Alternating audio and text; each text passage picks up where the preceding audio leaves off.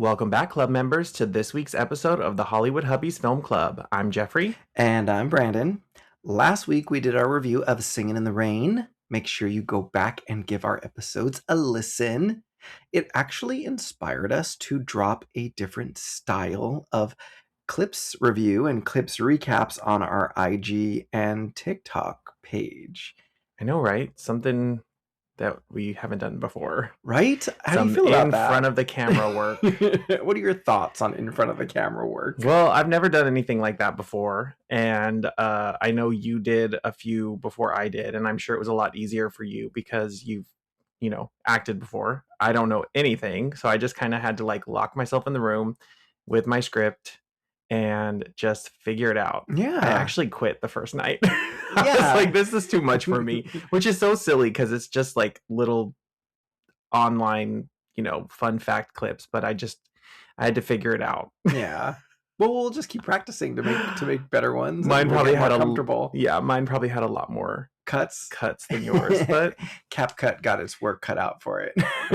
Yeah. No, it was really good. I liked them, and I think everyone else liked them as well because we've gotten a lot of views. There's a lot of view count on those ones, so very cool. Yeah, they just got popular. I didn't realize how popular Singin' in the Rain was until we just posted it, because we've actually been racking up quite the listen count for these particular episodes. So that's pretty cool. Yeah, it's really funny because again, not planned, and I don't know, I can't remember if it was for a specific reason, but TCM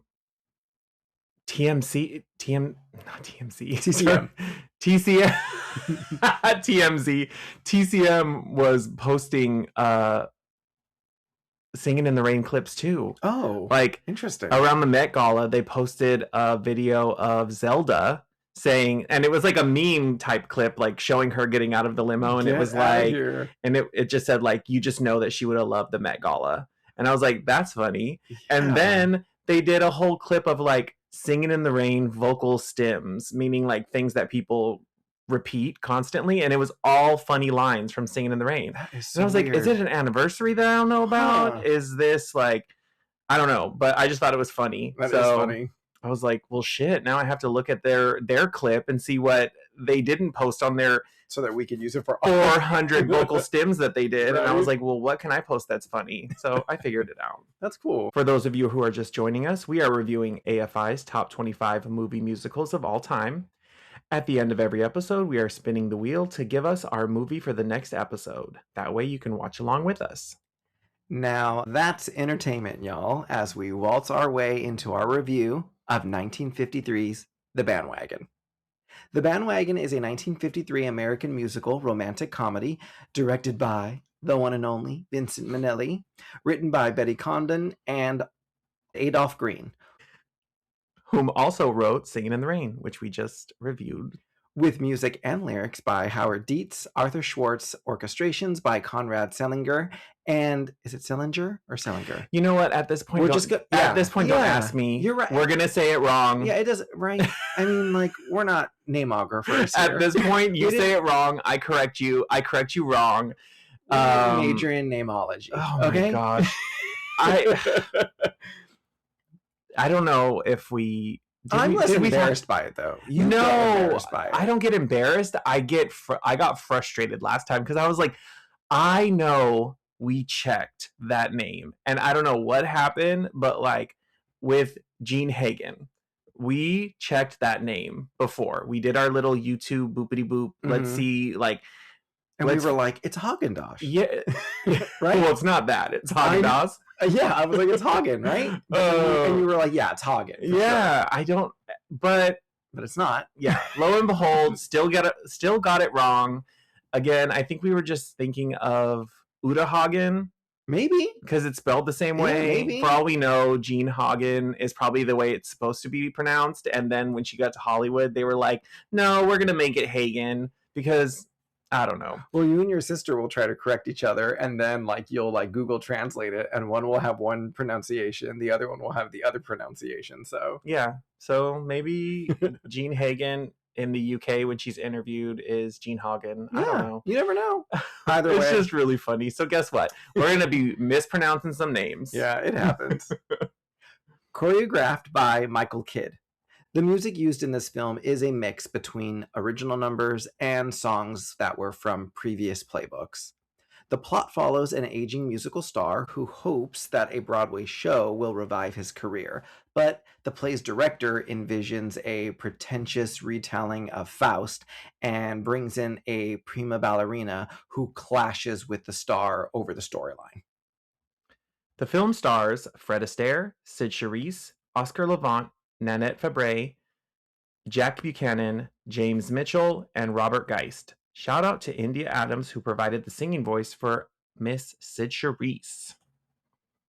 Actually, I did look her up when I saw that, and she had an album that was released in the 50s, and I love a good, 50s jazz with so-and-so's orchestra type album. Yeah. I love them. They're always the best. Even if they're somebody who's like not very well known, I will find an album, like somebody from back in the day who released one album. I'm like, I want to listen to it. So I already listened to some songs on it, and her voice is amazing. You also love a good old-fashioned ghost singer, don't you? Yes.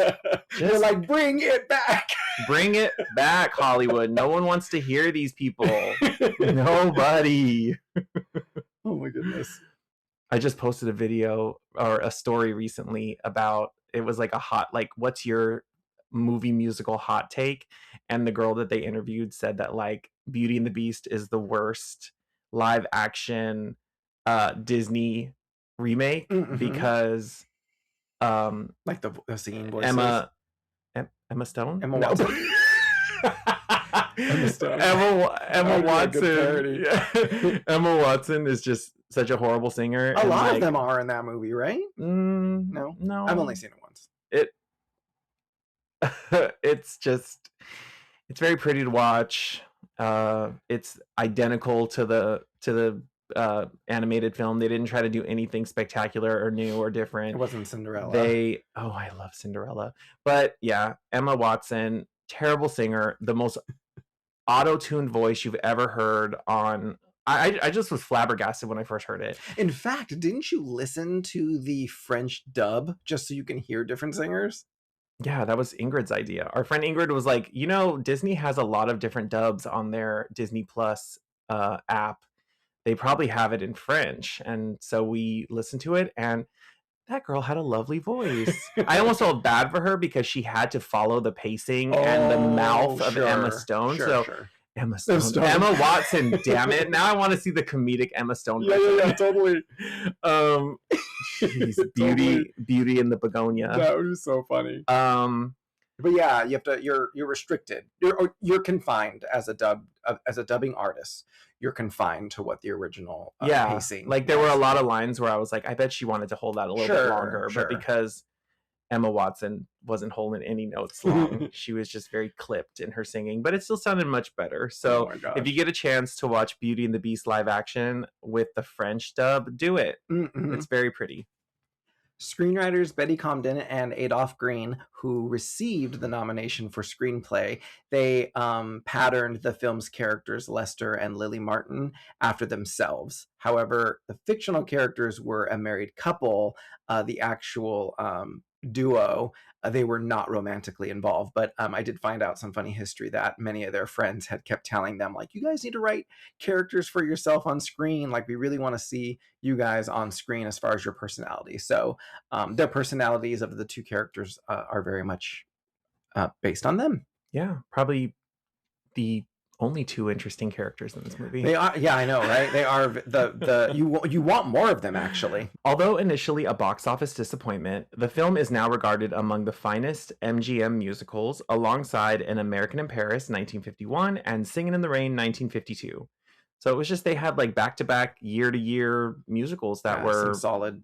Yeah, I mean, this one was a dud in the box office, but it's considered one of the best now. Yeah, it's interesting too, because like the screenplay is like, regarded, but I wasn't blown away by the screenplay, and I know neither were you, but we'll get into that later. Yeah, we will. The film was nominated for Academy Awards for Best Costume Design, Best Music Score, and Best Writing for Screenplay. In 1995, the Band Wagon was selected for preservation in the United States Film Registry by the Library of Congress as being culturally, historically, or aesthetically significant. A musical stage adaptation titled Dancing in the Dark ran at the Old Globe Theater in San Diego from March 4th to April 20th of 2008, with plans to bring the show to Broadway. A revised version under the name The Band Wagon was presented in a staged concert in November 2014 as part of a New York City Center's Encore special event. It starred Brian Stokes Mitchell, Tracy Ullman, Michael McKean, Tony Sheldon, and Laura Osnes, with direction and choreography by Kathleen Marshall. I wonder if there's a filmed version of that. I don't know. I would watch it for the cast. Right? I know. I love Tracy Ullman. I'd skim through it. Or I wonder what they changed for the stage, because, you never know. It could have been only like an hour and 15 minutes. So, had you ever seen this movie before? And if so, what is your first or fondest memory of it? I don't have any memories of this movie. I don't remember if I've ever seen it. I know I've seen a lot of the musical numbers online. Like, I think I've posted a few.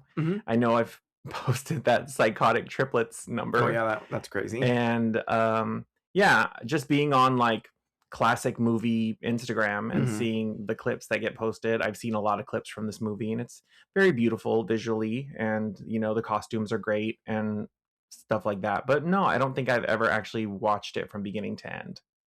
Same. Ditto to all of that. I do know of some of the musical dance numbers, and I've definitely watched some of the routines, but I have never seen this movie before. Definitely not in its entirety. Maybe it's been on TCM before, but I've never watched it in its entirety. Should we just jump right into the plot? Sure. So Tony Hunter, played by Fred Astaire, once a famous star of musical comedies on stage and later on screen. He is now largely forgotten after 3 years without appearing in a big film.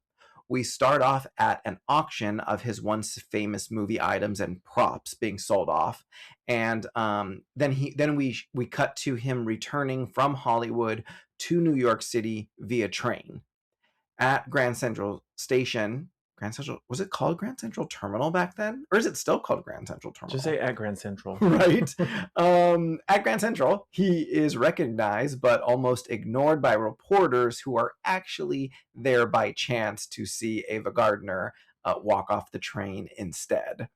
And it really is. Yeah. Ava. Yeah, we get a cameo. In all her glorious beauty. Gorgeous. The first song we get here of him at the station is a song called By Myself. Before I get your thoughts on this song was originally from a stage musical called Between the Devil from 1937, for all of our musical theater fans out there who like that type of history. What are your thoughts on By Myself? It did its job. He's by himself. He's back from Hollywood and he's by himself. Yeah, kind of. Is it like a intro song? It's not. There's not a lot to it. Just like a plot intro song that gets the ball rolling. Is the song originally about like a breakup? Like, I don't know. I know nothing about the original musical. But I mean, like, listening to it, it sounds like somebody who's all by himself, like relationship wise. Yeah. I was like, that. They saw the word myself and they were like, oh, he's by himself here, so he's gonna sing a song called All By Myself. I totally get that. But yeah, I don't really have much notes on it. It's just kind of a show opening type of song. It really doesn't grab you that well, though, Yeah, I agree. Yeah, I don't have the score is more interesting with the cards, like the title cards. That's more interesting than this song. Yeah, I didn't have the song was kind of boring. There was no dancing really to kind of make up for it, because usually I'll say, oh, the song sucked but the dancing was great, or the song was great but nothing was going on, or whatever. But I felt like it was kind of a double negative. I was like, okay, he's by himself. So he is greeted enthusiastically by two of his good friends, Lester and Lily Martin, played by Oscar Levant and Nanette Fabry. They tell him that they have written a new stage show, a light musical comedy, and that it would be perfect for Tony to be in this show as like his comeback. They also are going to act in the show, and they already have caught interest of Jeffrey Cordova, played by Jack Buchanan. They say a few times in this that, you know, Jeffrey Cordova can do anything, and there's even a nod later to his show poster saying that this play was written by, directed by, and starring Jeffrey Cordova. So they're hyping him up a lot. And currently he is starring in the new adaptation of Oedipus Rex that he wrote based on the original Greek story. I say Oedipus Rex, by the way. I know some people say it differently, like Oedipus Rex. But the sets here, I will say, of the Penny Arcade, really awesome. This whole actual New York City vibe is much better compared to other New York City backdrops we've gotten with like Guys and Dolls, for example. The way they do the streets here, the arcade, the Martins jumping in the taxi cab, it all feels very much more visually stimulating than other musicals in the past that used the New York sets.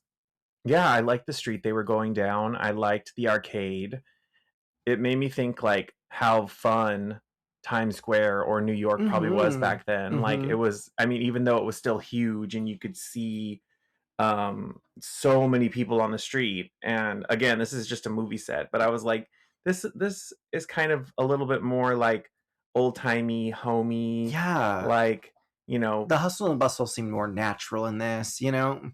Yeah. Like it just seemed like a busy city, but you know, now it's like a busy city with just like millions of tourists, which is still fun. And I go there, so I'm a tourist. So I can't really knock it, but it just seemed really cool.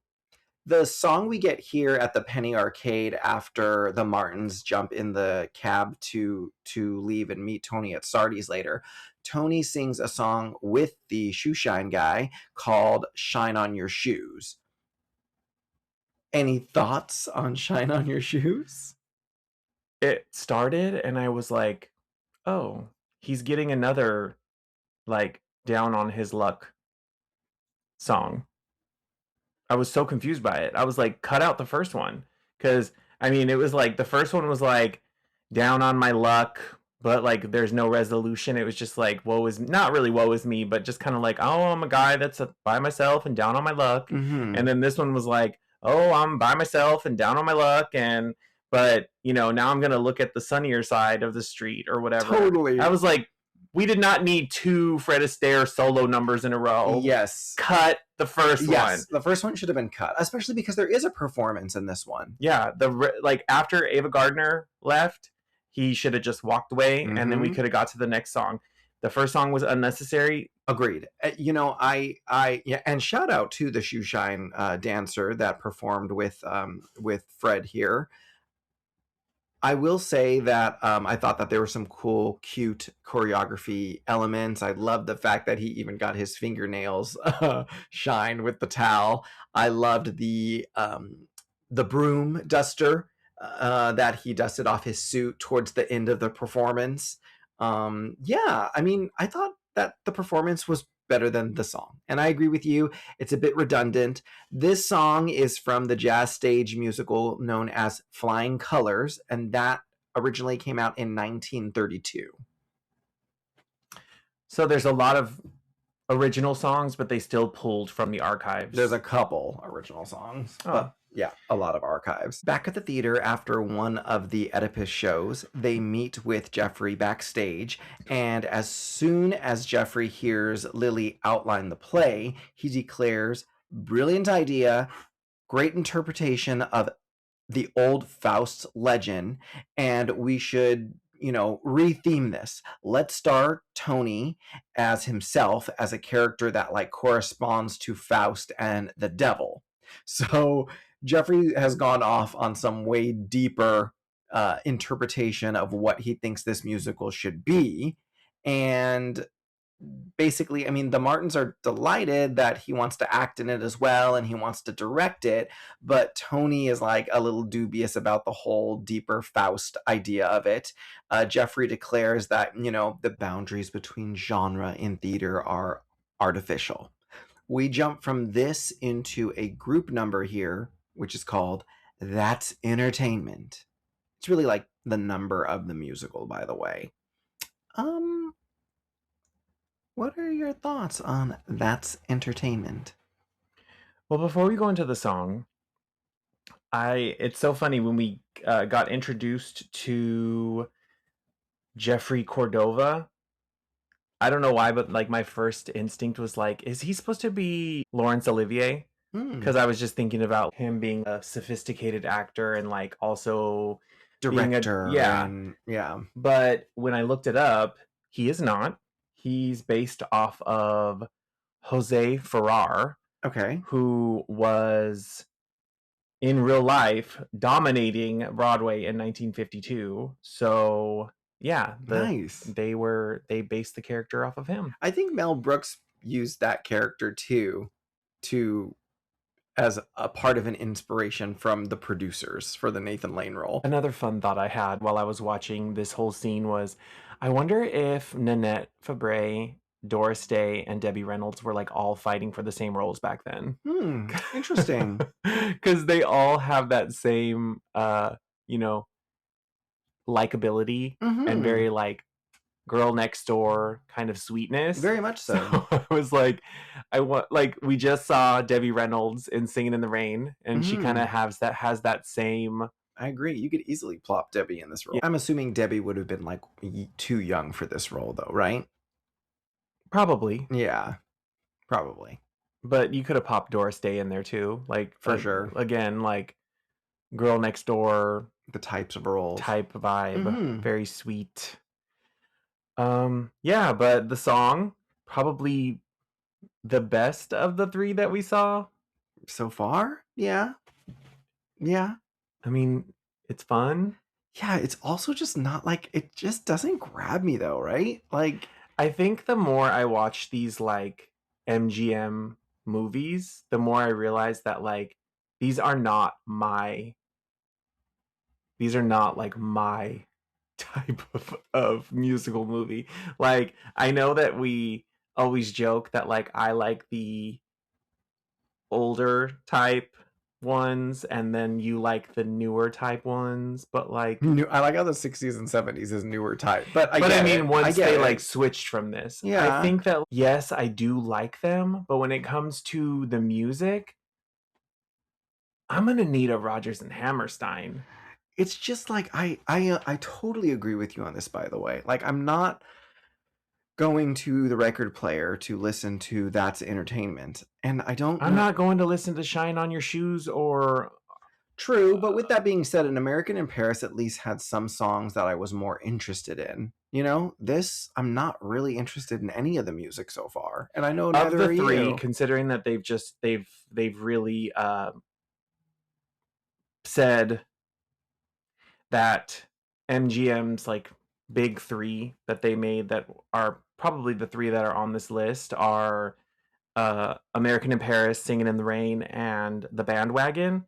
I would probably have to put this one last. I would put American in Paris second, and I would put Singin' in the Rain first. Not just for the entertainment factor of the films, but also for the music. There are many more songs in Singin' in the Rain that I would actually listen to than the other two. Like, I'm not really going out to buy a vinyl or like search for a classic vinyl copy of either of these movies. And I just think that like, I don't know, something about the song process of this almost feels like whoever was choosing the songs for these movies was not really putting their heart and soul into like finding a song that really fit. I know I made a joke earlier about like, oh, he's alone, so here's a song by myself, and it's like, does it really go with the the scene? No, it has the word myself, but like, yeah, I don't know. They're not really, they're kind of striking out with me. I agree.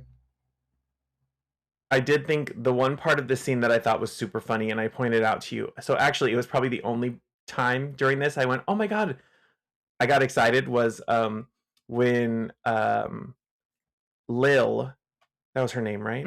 Lil is watching Jeffrey kind of reenact what he has envisioned for this big play, and then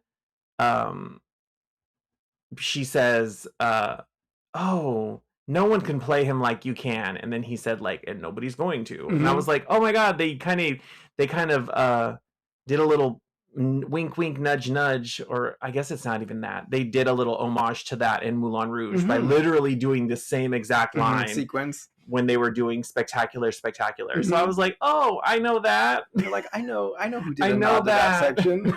I know this part. So that was probably about as excited as I got. Wow. Tony agrees, and Jeffrey has the Martins rewrite the play as a dark, pretentious musical drama. Before you say that, I also have a question about the end of the number. Why did Les completely smush Lil out of the shot at the very end? Like, they're walking down the stairs and they put their hands out. Well, yeah, he like squished her back, like between the boys. Yeah, like it was. I rewound it because I wanted to see if like both of the boys did it on accident, but it was legit. Les, who once he got down the stairs, he just he like booked it and started going like towards the middle. And so by the end, even their hands are like not, all of their hands are right next to each other, and their hands are intertwined almost, because he wanted to get more in the middle of the shot.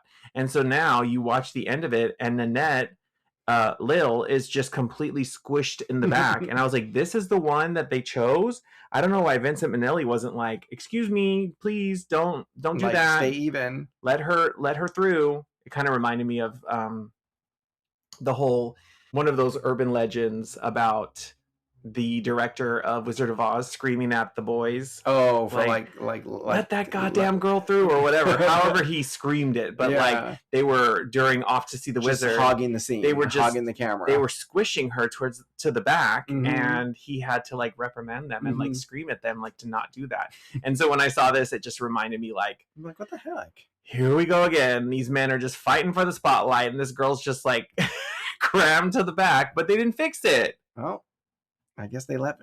And as a couple too, I mean, the characters, they're a couple on screen. Like, they could have played with it if that was really happening, you know? Yeah. It just was funny to watch. I had to watch it twice because I was like, that was rude. So Tony agrees, and Jeffrey has the Martins rewrite the play as a dark, pretentious musical drama. When Lester also becomes dubious, Lil insists that one person must be in charge, and Jeffrey can succeed at anything. So they succumb to Jeffrey's brilliance and decide that that's the direction of the musical that they're going to now pen. Jeffrey, is that when they start fighting? That's when they start having disagreements? Yeah, I mean, it's definitely like the start of it.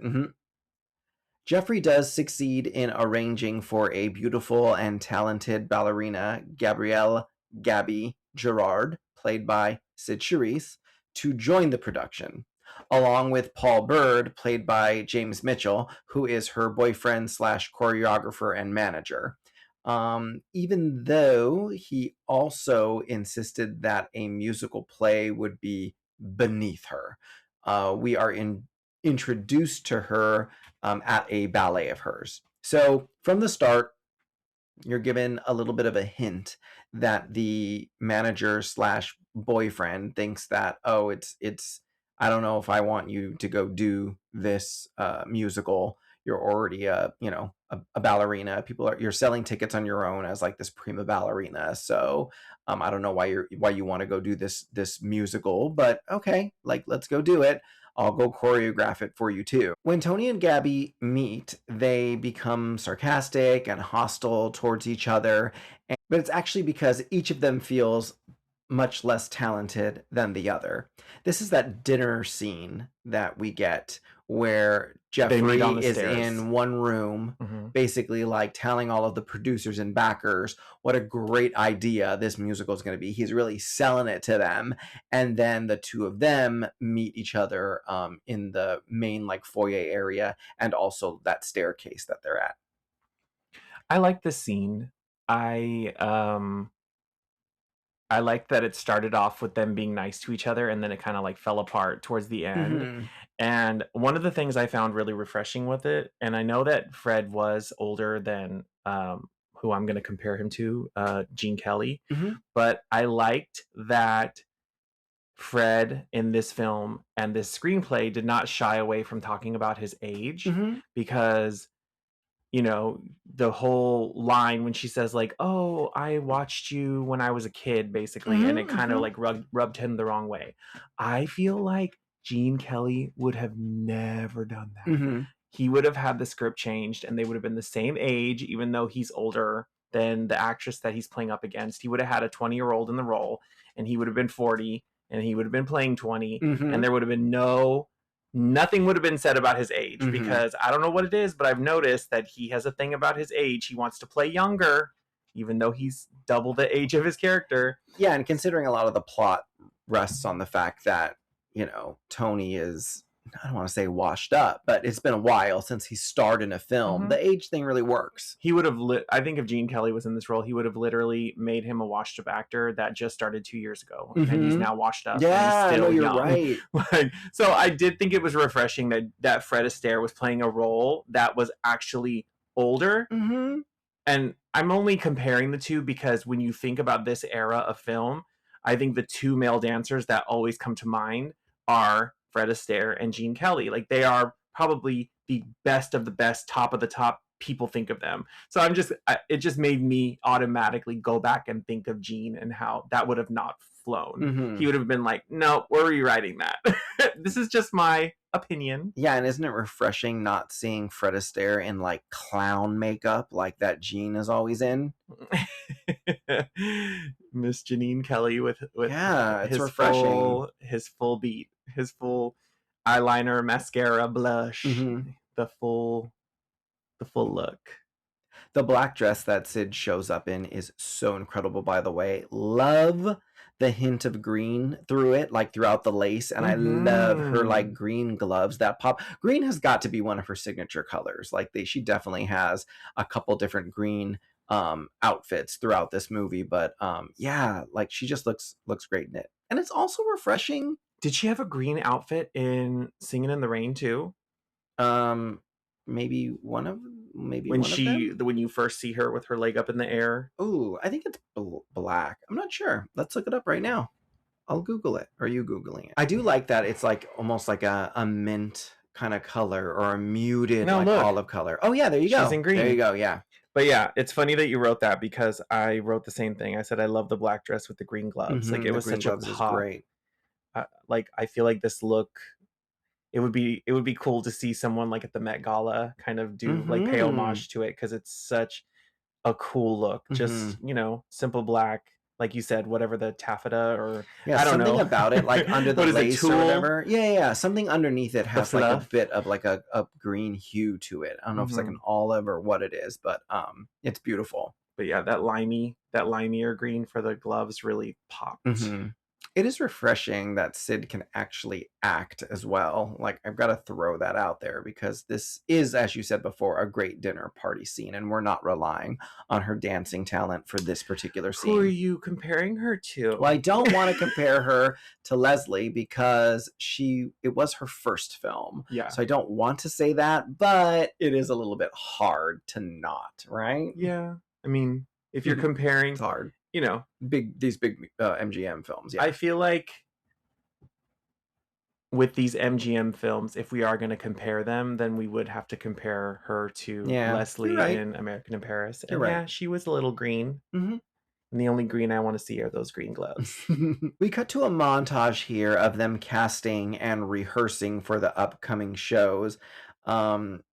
She loved them like casting the dancers. It was really funny that like the actual like choreographer wanted to cast real dancers, but you know, the writer of the show was like, oh no, I just want like the hot like busty blonde to be in the show. That was really cute. Funny number. Or not a funny number, that was a funny scene, because like whoever was playing like the pretty untalented dancer like really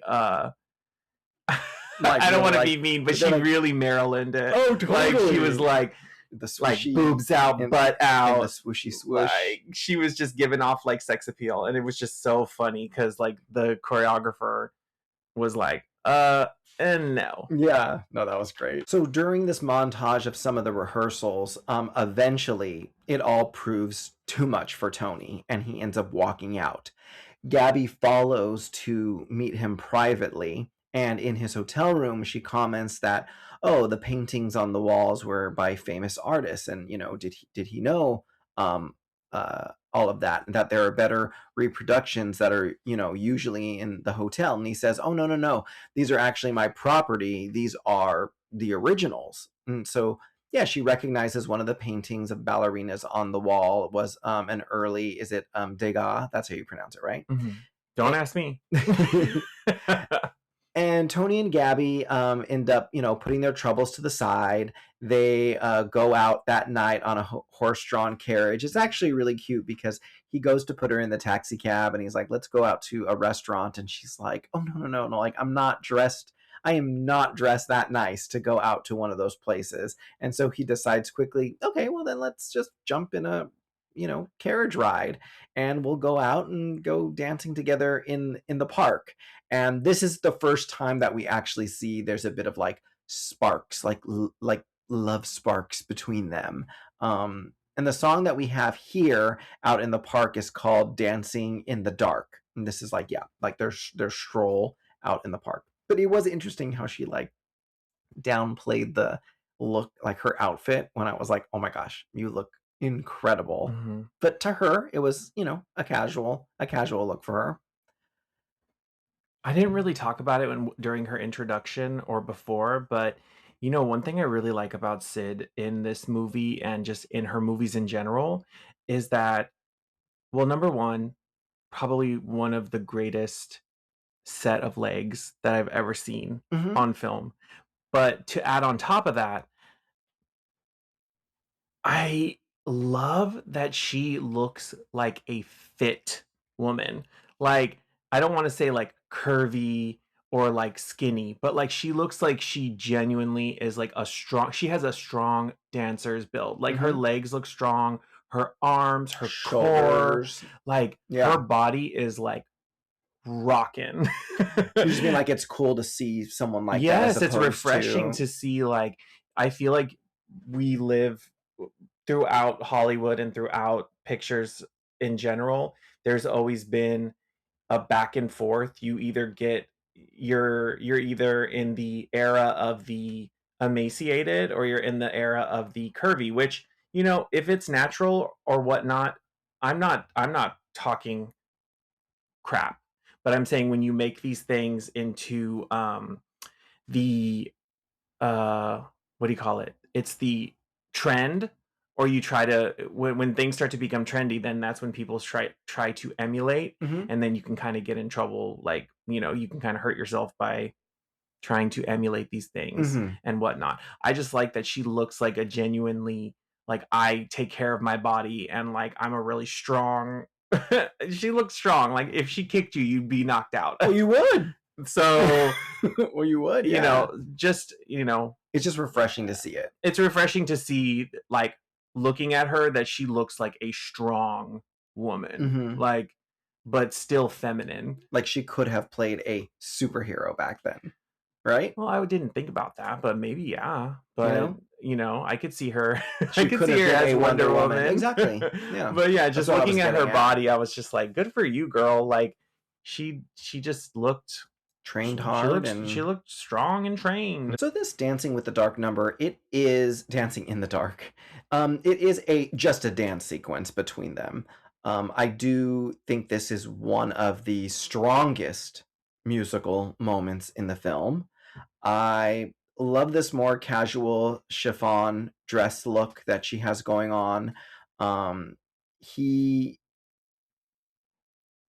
fact that she's actually in like the ballet flats instead of like dance heels is pretty funny, considering the height reference. He made the height joke at the beginning of the film about like, no way I'm gonna dance next to her. Like, she's gonna end up being taller than me when she's wearing heels. And Lily like takes off her heels to show like, no, she's exactly my height. Let me take my heels off and show you. Like, this is how she's gonna look if she's in flats.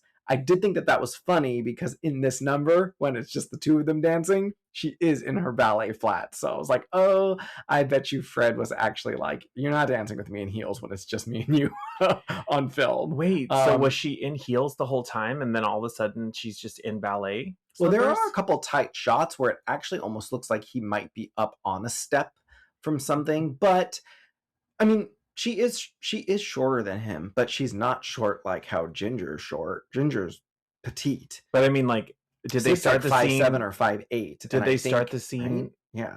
Did they start the scene? Why don't you say it again? No. 5'7". She's 5'7". And what's his height? 5'9". He's 5'9". And just for shits and giggles, Ginger's 5'5".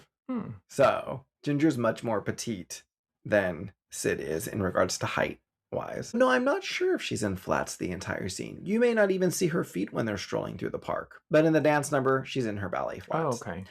But yes, I do think that this number is definitely one of the stronger moments of the musical. I think it's just, yeah, it's beautiful. And I made a reference before. Cyd's acting is great. I always forget that she's not like a Sophia Loren, like from like, you know, Italy or Paris. I'm like, oh, that's right. Cyd's a girl from like Texas, I think. But yeah. I'm always like, she seems like she's from another country. What are your thoughts on this number? I could see that. The first thing I noticed, and I think I pointed it out when we watched Top Hat, was I loved that they started off the number with them like not touching. Like, oh yes, like they started it and they were dancing with each other and they were dancing in formation, but they were not touching at all. And I remember I really liked that from the Top Hat number where they were in the park. Yes. So maybe it was a little nod to that because again, it's the two lovers and now they're in the park and they didn't like each other at first and now they dance and they're good at dancing together, so they like each other. I don't know. Yeah. I mean, and that could very be just the style of these types of ballets or waltzes that you do. That could very much be the storytelling that these choreographers want to spotlight, you know? Yeah. Well, they weren't touching, and I liked it. And then I was and then they touch. Yeah. They were. It was nice. Even how they end with them getting back on the carriage, I think is really, really pretty. Totally. Well, now that we've got some sparks going between the two lovers, I think we should stop part 1 here. Okay. Let's stop, regroup. Everyone out there, thank you so much for listening. Make sure to go drop us a follow on our social media accounts. You can find us on Instagram and TikTok at Hollywood Hubbies. Thank you so much, everyone, for listening. And yeah, leave comments, leave feedback. We love hearing from y'all. And like we said, Singin' in the Rain did so well. So let's keep up the momentum. Yeah. Did you guys like the Band Wagon? Let us know. Yeah, let us know if you watched it, if you could find it. Let us know. Bye, everyone. Bye.